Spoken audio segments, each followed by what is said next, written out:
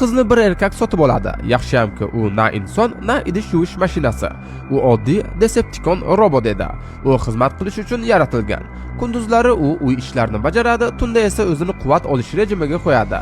Uning ongi tush dunyosiga o'tadi va u yerda yangi narsalarni o'rganadi. Masalan, egasiga qanday yoqish kerakligini. Birdan uning tushlarida sirli odam paydo bo'ladi. U qizga bir karta beradi va g'oyib bo'ladi. Qiz nima bo'layotganini tushunmaydi, ammo dasturida kichik bir nosozlik yuz beradi. Ertasi kuni u to'qish bilan shug'ullana boshlaydi.